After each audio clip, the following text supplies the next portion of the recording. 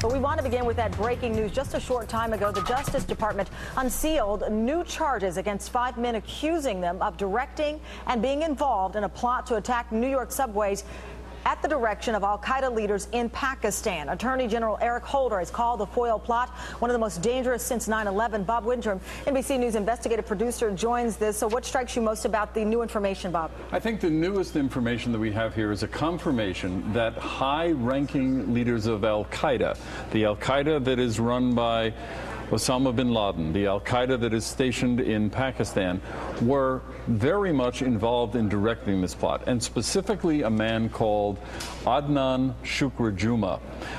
He is a U.S. educated, former U.S. resident, Saudi citizen, who has, since this indictment, risen to the position of number 3 in al-Qaeda.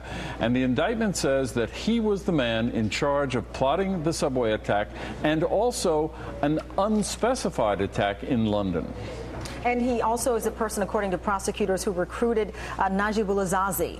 Najibullah was the man who was going to essentially be the Mohammed Atta of the subway bombing, the guy in charge. And he and 2 high school friends went to Pakistan to be trained as suicide bombers for the attack in New York.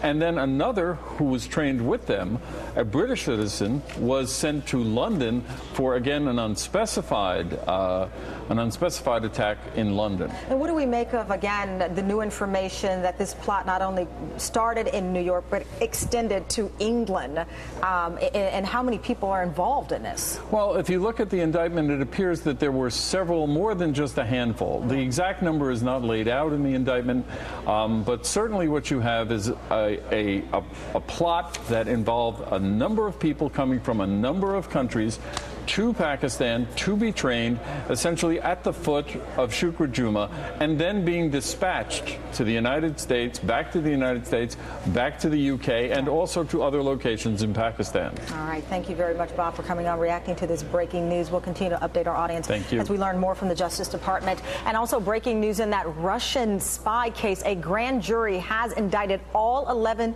defendants, charging them with conspiracy to act as secret agents in the U.S. on behalf of the Russian Federation. 9 of those defendants were also charged with conspiracy to commit money laundering.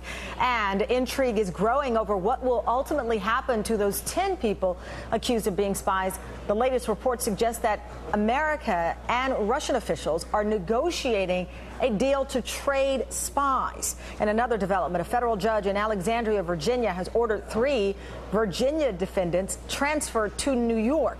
Federal prosecutors had asked that that case be consolidated there. Those 3 defendants were supposed to appear in court today, but the hearing was canceled. 2 additional suspects in Boston will also be transferred to New York.